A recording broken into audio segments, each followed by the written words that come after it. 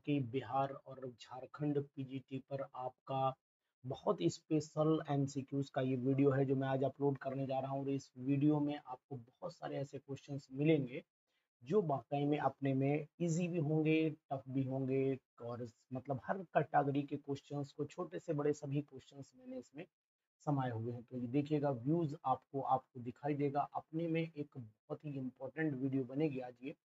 छोटे से छोटा और बड़ा से बड़ा क्वेश्चन आपको इस वीडियो में दिखाई देगा। तो क्वेश्चन एक एक करके हम लोग डिस्कशन करेंगे। क्वेश्चन एक एक करके डिस्कशन करेंगे तो आप हमारे साथ बने रहेंगे, आप हमारा साथ देंगे, ये हमारा वादा है आपसे। और आप इस बात का भी वादा करेंगे कि आप हमारा साथ दे रहे हैं। झारखंड और बिहार स्पेशल एमसीक्यूज के नाम से ये वीडियो है। अगर पूरी वीडियो चाहिए तो फट से आपको ऐप को ले लेना चाहिए और ऐप को यूज करना चाहिए। एक से एक स्पेशल एमसीक्यूज पढ़ते रहते हैं, भंडार है यहाँ पर एमसीक्यूज का। तो सबसे पहला क्वेश्चन हम लोग जान लेते हैं। पहला क्वेश्चन आपकी स्क्रीन पर है, क्या the size of the nucleus is of the order, किस ऑर्डर का है साइज। तो आपको पता होना चाहिए कि न्यूक्लियस का साइज 1 फेम्टोमीटर यानी 1 एफएम बोला जाता है, जो 10⁻⁻15 मीटर का होता है। ये बात ध्यान दीजिएगा, है ना। चलिए, न्यूक्लियॉन्स आर इक्वल टू, अब ये कहोगे ना कि सर बड़ा सरल क्वेश्चन है, लेकिन क्या होता है कभी कभी एक आध क्वेश्चन सरल भी कर लेने चाहिए, जिससे कि कभी अभी देखा था एमपी का, बोले साहब एमपी का पेपर जो है वो बेसिक आ गया। सर हमने बेसिक पढ़ा नहीं था, कैसे हो पाएगा सिलेक्शन। तो ये सब चीजें आपको तभी समझ में आएंगी जब आप हर तरीके के क्वेश्चंस करेंगे। तो nucleons are equal to, nucleons किसके इक्वल होते हैं तो पता है, दुनिया को पता है कि न्यूक्लियॉन्स प्रोटॉन और न्यूट्रॉन के सम के बराबर होते हैं। बहुत समय इन क्वेश्चंस में आप न लगाइए और समय के अनुसार चलते रहिए। मॉलिक्यूल हैविंग अनपेयर्ड इलेक्ट्रॉन्स, किसमें अनपेयर्ड इलेक्ट्रॉन्स होते हैं तो नाइट्रोजन में, यहाँ पर भी पेयर्ड इलेक्ट्रॉन्स होते हैं। सब बताता चल रहा हूँ, नोट कर लीजिए। यहाँ पर भी भैया हाइड्रोजन है, यहाँ पर भी एक ही पेयर होता है। पर फ्लोरीन में भी अगर आप नोट करके चलो तो फ्लोरीन में भी पेयर्ड होते हैं। लेकिन ये ऑक्सीजन ऐसा है जहाँ पर अनपेयर्ड इलेक्ट्रॉन होते हैं, 2 अनपेयर्ड इलेक्ट्रॉन यहाँ पर आ जाते हैं एंटी बॉन्डिंग ऑर्बिटल के अंदर। तो ध्यान दीजिए, एंटी बॉन्डिंग ऑर्बिटल के अंदर यहाँ पर अनपेयर्ड इलेक्ट्रॉन आपको दिखाई, दर्शन आपको दे जाएंगे। ठीक है ना। दूसरी चीज आप जान लीजिए अच्छे से, एक एक क्वेश्चन को हम लोग आपके सामने रख रहे हैं। रदरफोर्ड अल्फा स्कैटरिंग एक्सपेरिमेंट, ये क्वेश्चन जितने भी आपको दिख रहे हैं इनमें से कुछ क्वेश्चन इजी भी दिखेंगे, कुछ कठिन भी दिखेंगे, हर तरीके के क्वेश्चन दिखेंगे, घबराइएगा बिल्कुल नहीं। Rutherford alpha scattering experiment eventually led to the conclusion, क्या कंक्लूजन निकाला था। कल मैंने आपको बताया था, ये बहुत ही इंपॉर्टेंट क्वेश्चन है। इसने बताया था कि यानी कि point of impact with matter can be precisely determined, यानी कि न्यूट्रॉन्स बरीड, ये तो बात ही नहीं हुई। Electron occupy the space around nucleus, ये भी बिल्कुल सही ऑप्शन, इसमें सभी सही है ना। Electrons occupy the space around the nucleus, ये ऑप्शन भी यहाँ पर सही जा रहा है। और option number, the point of impact with matter can be precisely determine, ये दोनों ऑप्शन इसमें सही चले जाते हैं। तो अगर आप मास एंड एनर्जी दोनों रिलेटेड हैं तो ये कल मैंने क्वेश्चंस कराए भी थे, इस कैटेगरी के क्वेश्चन मैंने कल कराए भी थे, लोगों ने किए भी थे क्वेश्चंस। और ऐसे ये इंपॉर्टेंट क्वेश्चंस में आते हैं, इस बात का भी ध्यान दीजिएगा। तो अल्फा रदरफोर्ड का जो अल्फा स्कैटरिंग एक्सपेरिमेंट था, ये अल्फा स्कैटरिंग एक्सपेरिमेंट रदरफोर्ड का इस बात का इंडिकेशन दे रहा था कि electron occupy the space around the nucleus best, यही दोनों ऑप्शन इसमें सही लगाने पड़ेंगे। The point of impact with matter can be precisely, लेकिन मैं कहता हूं कि इसमें जो ऑप्शन है वो आप मेरे हिसाब से जो लगाइएगा वो डी ऑप्शन को ज्यादा प्रेफरेंस दीजिएगा। अगर दोनों ऑप्शन है तो डी को प्रेफरेंस दीजिएगा, अदरवाइज बी ऑप्शन आप लगा लीजिएगा। बी ऑप्शन में भी कोई दिक्कत नहीं है, बी ऑप्शन भी आपका ठीक है और ये ऑप्शन सही भी है। मतलब ऐसा नहीं कि ये ऑप्शन में दिक्कत है, बस मैं इसलिए एक्सप्लेनेशन दे रहा हूँ आपको क्योंकि बहुत सारी किताबों में ऑप्शन सेकंड को, यानी कि अगर मैं आपसे कहूँ कि बहुत सारी किताबों में ये जो सेकंड ऑप्शन है इसको भी प्रेफरेंस दे रखी है, इसलिए मैं इस पर थोड़ा सा समय मैंने आपको दिया है। उसके बाद question I, the number of the alpha and beta particles emitted in the nuclear reaction, ये हालांकि झारखंड में ऑप्शन नहीं हो सकता है, लेकिन अब चूंकि ये बिहार में रेडियो एक्टिविटी को समाया गया, बिहार में रेडियो एक्टिविटी टॉपिक है, नोट करिएगा सिलेबस में, the number of the alpha and beta particles emitted in the nuclear reaction, nuclear reaction में होना चाहिए। मतलब बहुत छोटा सा क्वेश्चन है।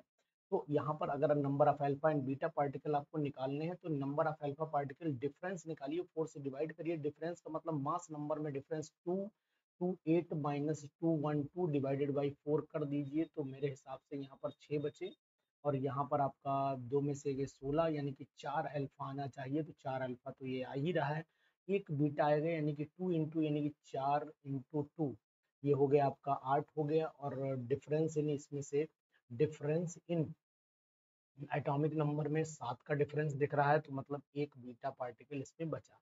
फार्मूला मैंने बता ही दिया है, पता ही लग गया होगा आपको फार्मूला क्या है, तो आसानी से इस क्वेश्चन को भी आप कर सकते हैं, कोई दिक्कत नहीं है। नेक्स्ट क्वेश्चन पर पहुंच लेते हैं। क्वेश्चन नंबर 6 पे आप प्रिंसिपल क्वांटम नंबर डिटरमाइंस, क्या डिटरमाइन करती है प्रिंसिपल क्वांटम नंबर, क्या बताती है? तो प्रिंसिपल क्वांटम नंबर तो शेल के बारे में बता रहा है, तो शेल का मतलब हो गया एनर्जी लेवल के बारे में बता रहा है, किस एनर्जी में इलेक्ट्रॉन है।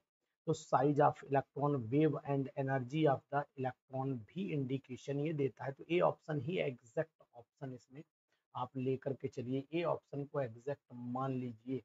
Correct electronic configuration of chromium, ये कोई भी बता देगा। मुझे लगता है कि option 1s2 2s2 2p6 3s2 3p10 तो सवाल ही नहीं उठता, ये तो याद ही रटा हुआ बिल्कुल होगा आपको। और मैं कहता हूँ ऐसे क्वेश्चन को तो आप ये मान के चलिए कि भाई हल्के तो हैं, लेकिन ये क्वेश्चन भारी भी पड़ सकते हैं। ये हल्के क्वेश्चन ही कभी कभी भारी पड़ जाते हैं। अभी एमपीपीजीटी वालों को भारी पड़ गए, बेचारे पूरा एमएससी पढ़ के चले गए, धुआं निकल गया सब। तो यहाँ पर ध्यान दीजिएगा 1s2 2s2 2p6 यानी कि सी ऑप्शन एग्जैक्ट आपको दिखाई, 3s2 3p6 3d5 4s1 आपको दिखाई देगा। ठीक है, इसके बाद क्वेश्चन नंबर 8 पे आ जाइए। क्वेश्चन नंबर 8 क्या कह रहा है वो भी आपको दिखाई दे रहा हूँ। The bond order of the individual carbon-carbon bond in benzene is the bond order of individual carbon-carbon bond in benzene is कौन सा होना चाहिए? तो ना तो डबल है ना ट्रिपल है, ये भी आपको पता है। तो मतलब फिर 8वें का जवाब भी मुझे सी ही लग रहा है, between double and single bond. क्योंकि आपको डबल सिंगल बॉन्ड की बॉन्ड लेंथ पता है 154 पिकोमीटर होती है, और सिंगल बॉन्ड की जो लेंथ होती है 134 पिकोमीटर होती है। लेकिन इसके अंदर जो बॉन्ड होता है वो 139 पिकोमीटर का होता है, 139, यानी कि ना वो डबल बॉन्ड है ना ही वो ट्रिपल बॉन्ड है, यानी कि दोनों की कंडीशन को फॉलो कर रहा है। तो इस तरीके से ध्यान दीजिएगा कि यहाँ पर कंडीशन अप्लाई कर लीजिएगा। ठीक है, ना तो डबल बॉन्ड, अगर डबल बॉन्ड होता तो 134 होता, डबल बॉन्ड से ऊपर है और ट्रिपल बॉन्ड सिंगल बॉन्ड से नीचे है। तो सी पे ऑप्शन पे टिक कर लीजिए आप, कोई दिक्कत नहीं है। इसके बाद चले आइए नेक्स्ट कंडीशन पे, hybridisation of sulphur in SO2। SO2 में हाइब्रिडाइजेशन अगर आपको निकालना आती है तो ठीक है, नहीं आती तो जान लो कि आप H is equal to half plus beam का लगाइए। हाफ सल्फर में 6 होते हैं, है ना, 6 V प्लस M मोनोवेलेंट 0 है, माइनस C प्लस ये सब 0 ही हो गया। तो ये ओवरऑल आपका यानी कि 0 प्लस 0 मतलब ओवरऑल 6/2 मतलब हो गया 3। तो 2 3 6 यानी कि सिंपल सी बात है sp2, यानी 3 हाइब्रिड ऑर्बिटल आ रही हैं तो sp2 ही आएगा, सिंपल है। ठीक है, उसके बाद 10th पे आइए, hybridisation state. Hybridisation state of the carbon in diamond graphite. तो डायमंड में तो भैया sp3 होती है और ग्रेफाइट में आपकी sp2 होती है, एसिटाइलिन में sp होती है। तो लाइन से ऑप्शन आपका फिर हमें 10वें का भी सी ही लग रहा है। इस बार लग रहा है सी की झड़ी लग जाएगी। दोस्तों क्वेश्चन सरल हो सकते हैं, लेकिन कभी कभी वो नालियां भी पार कर, कभी समुद्र पार करने वाले जो होते हैं वो नालियों में डूब जाते हैं। या ध्यान दीजिएगा, समुद्र का पार करने वाले नालियों में ही डूबा करते हैं, क्योंकि उन्हें भरोसा होता है कि हम नाली पार कर जाएंगे, और ये अंदाज नहीं लग पाया कि नाली के अंदर सुरंग। तो NaHCO3 डिकम्पोज जब होता है तो ये जान लीजिए कि NaHCO3 डिकम्पोज होने के बाद ये कंपाउंड बना रहा है। बहुत ही उम्दा, बहुत ही बढ़िया, बहुत ही टनाटन क्वेश्चन है भाई साहब। बिहार में आ सकता है, झारखंड में तो ये आएगा ही, नोट कर लो कहीं पर। और ऐसा क्वेश्चन जो आपको मैं दिखा रहा हूँ, ये क्वेश्चन अपने में हटके है, ये हलवा नहीं है जो मुंह से खा लोगे भैया। तो यहाँ पर NaHCO3 CO2 ये पूरा आपको दिखा दिया। इक्विलिब्रियम प्रेशर इज इतना, इक्विलिब्रियम प्रेशर दे दिया है ना, इतना दे दिया। और एटम Kp निकला, तो Kp निकलेगा कहीं। तो मैं आपको बताना चाहूंगा टोटल Kp अगर मैं निकालने की कोशिश करता हूँ तो क्या आता है, देखो चलिए इस पे थोड़ा सा समय आपको मेरे साथ देना।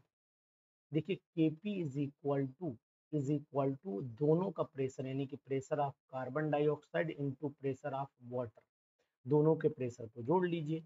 तो pressure of carbon dioxide is equal to दोनों को जोड़े, इसकी केपी की वैल्यू दे रखी है तो दोनों को जोड़ा रहने दो, और दोनों इसकी वैल्यू में यहाँ रख दो 1.04 दे रखी है। देख लो तो एक बार चेक कर लो, जैसा कि मुझे याद आ रहा है यही दे रखी है, चेक कर लो भैया, मैं बाद में को सर ये कहते हैं आप, ये देखो ये दिया हुआ है 1.04, देखा ये वैल्यू दे रखी है।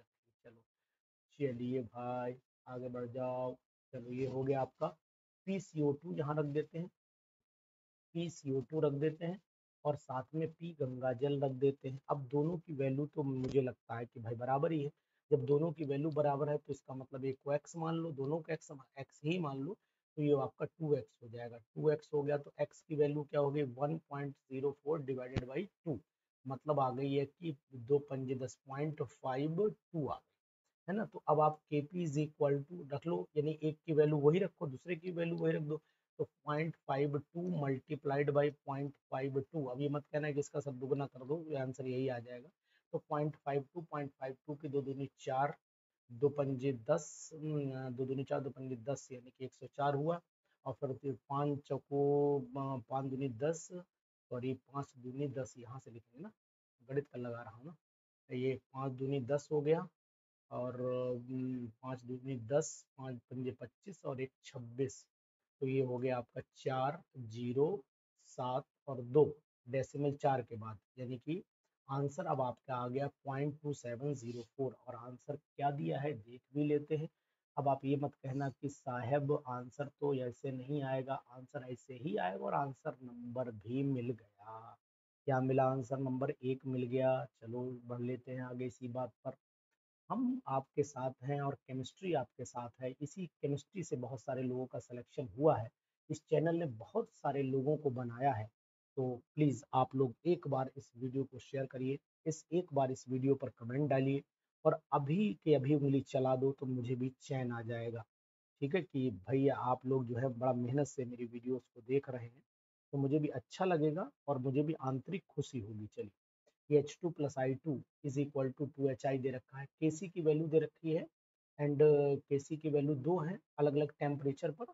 तो आपको बताना है कि आखिरकार क्या होगा। तो अगर मैं आपको बताऊं कि Kc की वैल्यू यहाँ पर जो दे रखी है इस टेम्परेचर पर, इस टेम्परेचर पर, तो उम्मीद ये करता हूँ टेम्परेचर यहाँ 66.9 है, और टेम्परेचर ये हुआ तो Kc जो है वो इतना एंड इतना Kc घटा है, तो Kc जो है वो पहले कितना था 66.9, और यहाँ पर Kc कितना था 50.0, तो यहाँ से ये Kc बढ़ा, तो मतलब Kc की वैल्यू इस टेम्परेचर पर थी 350 पर थी इतनी, और 448, यानी टेम्परेचर बढ़ाने से Kc की वैल्यू घटी।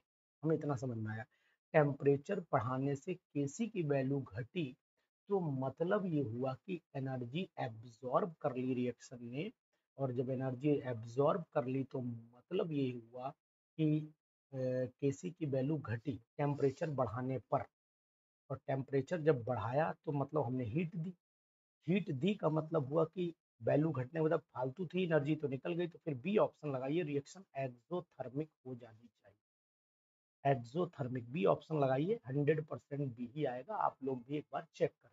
क्वेश्चन अब आए ना दमदार, अभी तक तो वही 5 6 10 12 तक बोले जा रहे हैं सर, ये तो सब आते। 13 पे चले आइए। 13 a mixture of SO3 SO2 O2 gases in 10 liter flask is maintained at the temperature at which the equilibrium constant Kc इस रिएक्शन का 100 है। तो इसका Kc जरा यहीं देख लेते हैं। Kc इज इक्वल टू रख देता हूँ SO3 का स्क्वायर, मतलब होल ऊपर पावर 2, और नीचे SO2 की पावर 2, और यहाँ पर O2 की पावर हो गई 1। अब वैल्यू पुट कर दो। अब चूंकि क्या कह रहा है कि SO2 और gas 10 litre flask maintain in temperature mixture of SO2 which is equilibrium, ठीक। If the number of moles दोनों के बराबर है, जब दोनों के मोल्स बराबर हो जाए तो मतलब हुआ कि दोनों के मोल्स बराबर कर दो, SO2 और SO3 के, इन दोनों के मोल्स बराबर कर दो। जब इन दोनों के मोल्स बराबर हो गए तो मतलब ये वैल्यू इक्वल हो गई, जब इक्वल हो गए तो कैंसिल आउट हो गए, तो Kc इज इक्वल टू हमारे पास 1/O2 बचा केवल, और O2 की कंसंट्रेशन पूछ ही रहा है। If the number of the moles of association flask are O2 की पूछ रहा है, क्योंकि मैंने ये क्वेश्चन रीड जब किया था तो मुझे याद है O2 की ही वैल्यू पूछ रहा है। ये देख लेता हूँ एक बार फिर भी पता लगा जल्दी में गड़बड़ हो जाए। इक्वल टू द नंबर, और आगे दिया भी है, हाँ O2 ही पूछ रहा है, ठीक है। O2 जब पूछ रहा है तो फिर मुझे क्या करना चाहिए, O2 के लिए सीधा सीधा भी मैं हम लोग Kc is equal to 1/O2 निकाल लिए थे, तो O2 इज इक्वल टू हो जाएगा 1/Kc, और Kc की वैल्यू 100 दे रखी है, तो 0.01 मोलर हो जाएगा। तो यानी ऑप्शन नंबर यहाँ पर 13 का मेरे हिसाब से फिर ए आ जाना चाहिए। 13 का 0.1, सॉरी 0.01 आ रहा है ना, 0.01 आ रहा है ऑप्शन, मोल पर लीटर, ठीक। लेकिन मोल पर लीटर आ रहा है ना, और वो क्या कह रहा है, इस क्वेश्चन में ट्विस्टिंग थोड़ी सी थी, मोल्स पर लीटर तो आंसर आ गया। अब कितने में है, 10 लीटर का फ्लास्क था ना, 10 लीटर, तो इसका मतलब डिवाइडेड बाई 10 और मल्टीप्लाइड बाई 10 कर दो, तो ये हो गया आपका 0.1, बी ऑप्शन आएगा, सॉरी बी ऑप्शन आएगा, क्योंकि 10 लीटर के फ्लास्क में था, तो बी आएगा। ठीक है, समझ गए होगे ना। देख लीजिए क्वेश्चन, एक बार क्वेश्चन में दिखा देता हूँ, नहीं तो आपके मन में भ्रम, डाउट रह जाए कि सर ने अपने मन से कर दिया। सर अपने मन से कुछ भी बच्चा नहीं करेंगे, ये ध्यान दो, मैं आपका ख्याल रखता हूँ, पूरी तरीके से रखता हूँ, इसलिए कह रहा हूँ। देखिए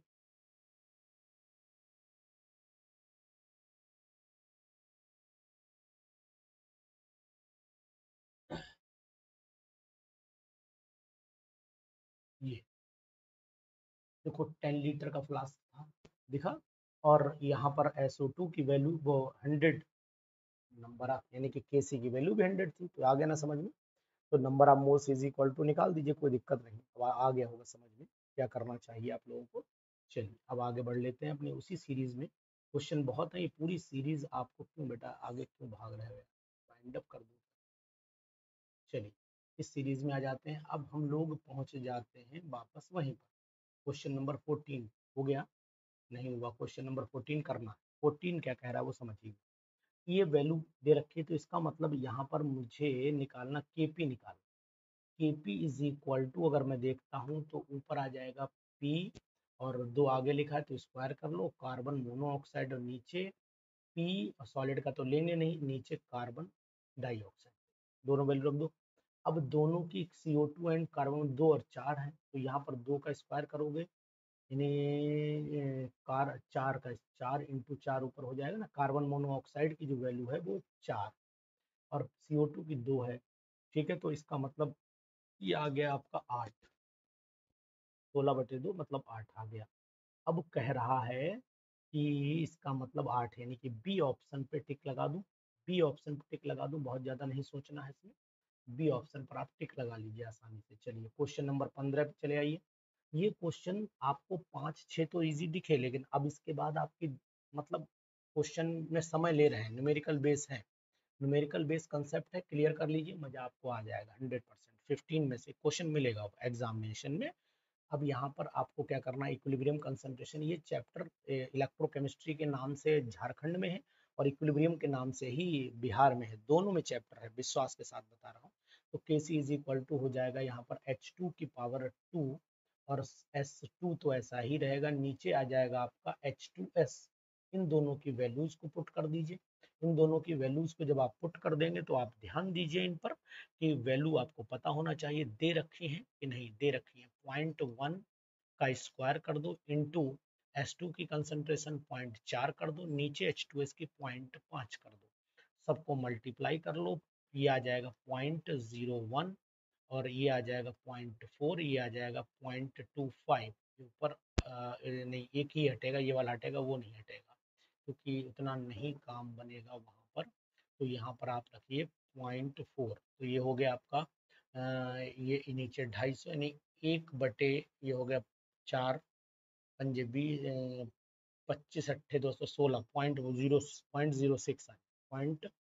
0.0616 है ना, डिवाइड कर दो, 25 अट्ठे 200 होता है, 400 है, तो 0.016 मोल पर लीटर आंसर आपका आ जाएगा। और ये ऑप्शन नंबर सी लगा, 16 का आंसर, 15 का आंसर नंबर क्या लगा लो, 15 का आंसर नंबर आपने सी लगा लिया है, चेक कर लीजिएगा। ठीक है, जैसे मैं कैलकुलेशन करता हूँ तो आपको मेरे हिसाब से चेक कर लेनी चाहिए, भरोसा मैं कहता हूँ करिए, लेकिन फिर भी आप क्वेश्चन करें। The molecularity of chemical kinetics में आ गए, the molecularity of reaction can be 1 2 3, the statement is भाई देखो मॉलिक्युलरिटी जीरो तो होती है, आप जान लो अच्छा, मॉलिक्युलरिटी कभी भी जीरो नहीं हो सकती है, और मॉलिक्युलरिटी जीरो जब नहीं हो सकती है तो स्टेटमेंट हो गया गलत। हम्म, बहुत ही अच्छा क्वेश्चन।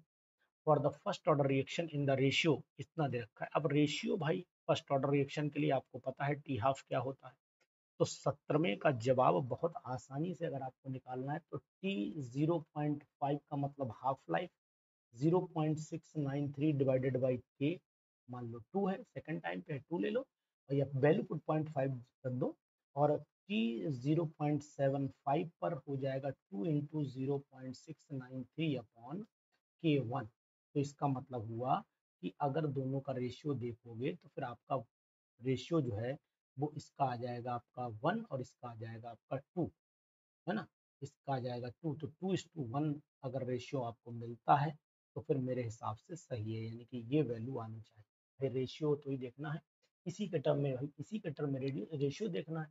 तो ये तो आ गया आपका 2, वो वैल्यू पुट कर, या ऐसे कर लो ना, T 0.75 is equal to 2 into T 0.5, तो अब इसको नीचे लाओगे तो वही रेशियो 2/2 हो जाएगा, which is the first order reaction. अब भैया देखो यहाँ तो मैंने हमेशा कहा कि याद है, वैसे तो ये सभी आगे नंबर ऑफ मोल्स 2 ही लिखे तो ये तो होंगे ही नहीं, तो फिर फर्स्ट लगा लो, ये फर्स्ट ऑर्डर रिएक्शन में कंसीडर की जाती है। 19 पे आ जाओ, which of the following aqueous solution of the sodium acetate will show the minimum pH. तो मिनिमम पीएच वैल्यू कौन, which of the following aqueous solution of sodium acetate show the minimum pH.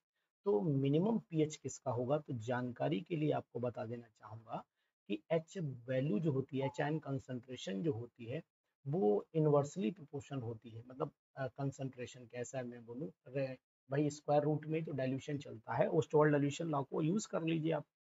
तो अब आप निकाल लीजिए, तो अब इस हिसाब से अगर पीएच चलोगे तो पीएच जो होती है वो inverse reciprocal to the H positive ion होती है, तो मतलब ये हो गया अंडर रूट सी के बराबर आ जानी चाहिए, जहां पर सी की वैल्यू ज्यादा होगी, कंसंट्रेशन ज्यादा होगी, वहीं पर पीएच वैल्यू भी ज्यादा आएगी। तो मतलब 19 का जवाब मेरे हिसाब से रूट में है ना, H positive ion, which of the following aqueous solution, तो यानी एच पॉजिटिव आयन जहां कम, थोड़ा सा फॉल्ट लग रहा है यहाँ पर, हाँ रेसिप्रोकल इसके है ना, इसके है, यानी ये भी रेसिप्रोकल कर दो तो ये इसी के रेसिप्रोकल हुई ना। तो मतलब H पॉजिटिव आयन ही दे रखा है, concentration sodium acetate will be so the minimum pH. तो मतलब आंसर यहाँ पर कंसंट्रेशन का मतलब वॉल्यूम से है, और वॉल्यूम का मतलब मोलैलिटी है ना, मोलैलिटी दे रखा है। तो फिर मेरे हिसाब से कंसंट्रेशन कम, H वैल्यू ज़्यादा, कंसंट्रेशन कम, H वैल्यू ज़्यादा, पीएच विल बी मोर, ये हुआ। और अगर मैं कहूँ कि कंसंट्रेशन कम और पीएच ज्यादा, पीएच भी कम, क्योंकि ये डायरेक्टली प्रोपोर्शन में आ रहा है सामने, तो इसका मतलब फिर सी ऑप्शन ही मेरे हिसाब से सही आना चाहिए। एक बार आप भी भैया दिमाग लगा लीजिएगा, मेरे हिसाब से तो यही आंसर आ रहा है कि कंसंट्रेशन ऑफ सॉल्ट, अगर मैं सॉल्ट की बात करता हूँ तो यह ध्यान दीजिएगा, अगर मैं हेंडरसन हेसलवॉक इक्वेशन भी यूज कर लेता हूँ तो वहां पर भी फिर यही कंडीशन आएगी, कंसंट्रेशन किसी की सॉल्ट की जो है, तो वो अगर आपकी जहाँ पर वैल्यू कम आती है तो इसका मतलब यही हुआ कि वो पीएच भी वहां पर कम ही आएगी। ठीक है, यही होगा। गणित तो मेरा यही है, बाकी आप भी समझदार हैं, हेंडरसन भी चेक चेक कर लो तो उससे भी आ जाएगा। 20 पे आ जाइए। 20वां क्वेश्चन कहता है कि pure water dissociation at small extent as पर इक्विलिब्रियम, ये आना चाहिए। The pH of pure water at 298 kelvin is 7, what will be the pH of 310 पे कितनी हो जाएगी। तो यानी कि आपने टेम्परेचर बढ़ा दिया 12 डिग्री सेल्सियस, 12 केल्विन बढ़ाया, केल्विन भी चले तो 12 ही बढ़ाया है आपने। तो इसका मतलब हुआ फिर मैं 21 20 वाले को क्या करूं, 20 वाले में पहले देखूं कि पीएच शुरुआत में कितनी है। Pure water is a small extent, ये दे रखा है, पीएच ऑफ प्योर वाटर 7 दे रखा है। चलो, what will be pH at, तो इसमें बुद्धि लगानी पड़ेगी 20 वाले में थोड़ी सी। प्योर वाटर की वैल्यू जो है वो पीएच बढ़ाने पर बढ़ेगी, तो ऑप्शन देखता हूँ पहले, ऑप्शन क्या वैल्यूज में दिए हैं या फिर ऑप्शन दे रखा है इन्होंने, वैल्यूज में अगर दिया है तो दिक्कत कर सकता है, अदरवाइज तो फिर इंक्रीज आना ही चाहिए आंसर।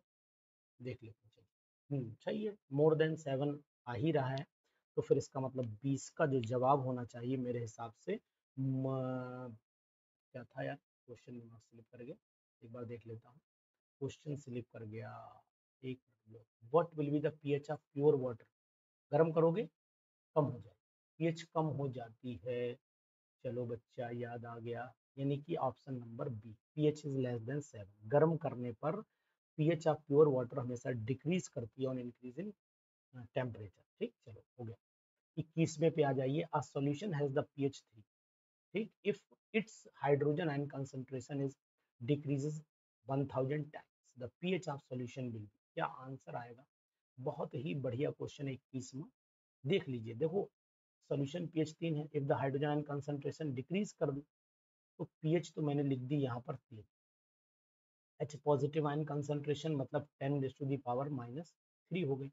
अब एच पॉजिटिव आयन कंसंट्रेशन 10⁻³ और डिक्रीज कर दी मतलब और घटा दो उसमें से 1000, तो मतलब 10⁻⁶ हो गई। तो पीएच 6 आनी चाहिए, ए ऑप्शन आना चाहिए। तो ये 21 क्वेश्चन हो गए। तो 21 क्वेश्चन मैंने आपको बता दिए हैं। इसके बाद वाले भी क्वेश्चंस चाहिए तो इसे प्रैक्टिस करिए थोड़ी सी, मैंने आपको आंसर बताए हैं, और भी क्वेश्चंस कराता रहता हूँ। तो ऐसी पूरी लेंथ और लाइन के लिए अगर आप चाहते हैं डेली प्रैक्टिस करना तो डेली प्रैक्टिस करिए। बिहार पीजीटी वाले और झारखंड पीजीटी वाले अपने आप को जोड़ लीजिए अपना बैच से, और फटाफट ऐसी ही प्रैक्टिस सेट लगा सकते हो आप परमानेंटली। अपने घर पे यूज कर सकते हो, इनको मोबाइल में यूज कर सकते हो। तो ऐसे क्वेश्चंस के लिए फिर आ जाइए हमारे ऐप पर, और ऐप का नाम है एरोमा केमिस्ट्री क्लासेस, जहाँ पर झारखंड और पीजीटी की विशेष क्लासेस चलती हैं। और खासकर अभी उन्हीं पर ही फोकस ही किया जा रहा है। कारण ये है कि एग्जाम आपका अगस्त में लगभग और लगभग तय है। तो आइए और मिलिए अनुसर से इन पीजीटी एमसीक्यूज के साथ में। कॉन्टैक्ट नंबर आप पर शो हो रहा है 94737027 double. Thank you, bye bye.